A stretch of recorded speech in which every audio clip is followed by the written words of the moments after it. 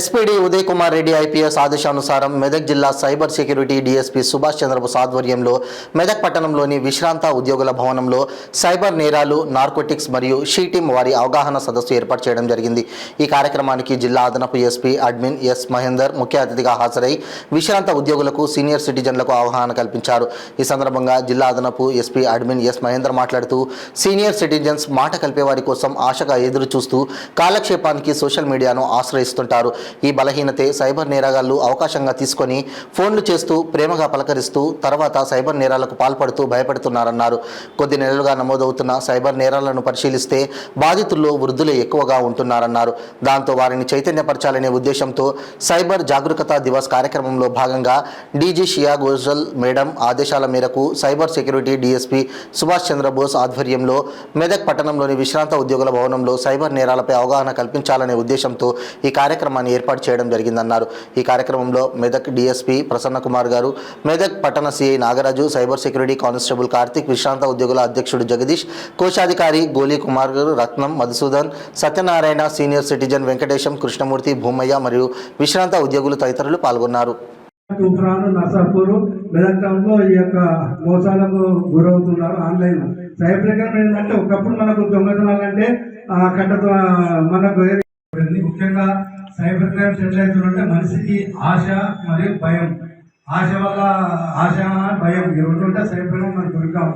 ముఖ్యంగా ఆశ ఏంటంటే మనకు సెల్ ఫోన్కి ఒక లింక్ వస్తుంది, నీకు 1 లక్ష రూపాయలు 10 లక్షలు ల్యాండ్ సైబర్ క్రైమ్ డిపార్ట్మెంట్ 137 కోట్లు రికవరీ చేయడం జరిగింది ఈ సైబర్ క్రైమ్ వల్ల. అది ఎక్కడ రాజస్థాన్లో ఒక గ్యాంగ్ ఉంటే ఆ గ్యాంగ్ను 3 వారాలు మన Telangana police cyber crime department వాళ్ళు, లోకల్ పోలీసు వాళ్ళు అక్కడ క్యాంప్ చేసి 137 కోట్లు మనము రికవర్ చేయడం జరిగింది. చాలా మటుకు తెలంగాణ దేశంలోనే నంబర్ 1 సైబర్ క్రైమ్స్ డిటెక్షన్ అనేది మన తెలంగాణ పోలీసులు చేస్తున్నారు. కాబట్టి మీ అందరినీ కూడా చైతన్యం చేయడానికి, అప్రమత్తం చేయడానికి. అట్లాగే ప్రతి తర్వాత క్రైమ్స్ టెక్నాలజీ బాగా పెరిగింది కాబట్టి లాస్ట్ 3-4 ఇయర్స్ కింద ప్రోగ్రామ్ ఒక డిపార్ట్మెంట్లో అంటే పోలీసులో ఇంతకుముందు సిఐడి, విజిలెన్స్, ఏసీ ఒక డిపార్ట్మెంట్లో సపరేట్గా ఆర్గనైజ్ చేశారు. అట్లాగే సైబర్ క్రైమ్తో పాటు మనకు గంజాయి, డ్రగ్స్ మొత్తం ఈ పదార్థాలు ఎక్కువైతుంది కాబట్టి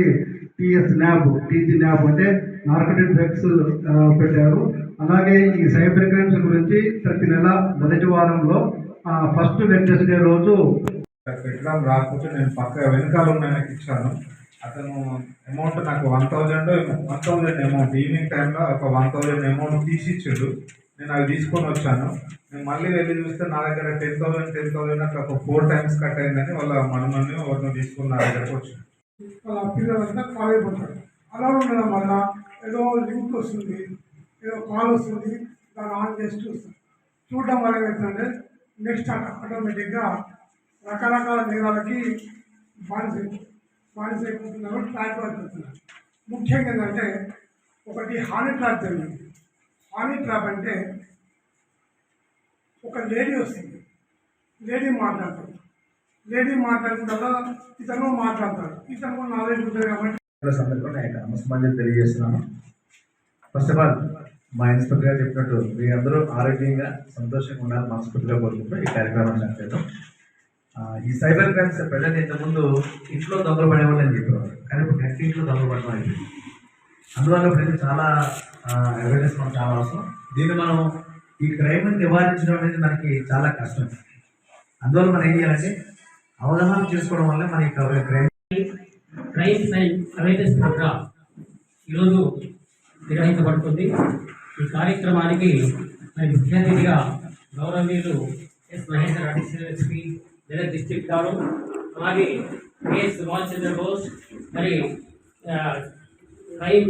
సైబర్ క్రైమ్ డిఎస్పీ గారు, అలాగే పి ప్రసన్న కుమార్ డిఎస్పీ గారు, అలాగే పి నాగరాజు గారు, సిఐ మెదక్ గారు. మీరు మనకు మరి సైబర్ క్రైమ్స్ పట్ల అవగాహన పెంచడానికి, మనలో చైతన్యం తేవడానికి ఈరోజు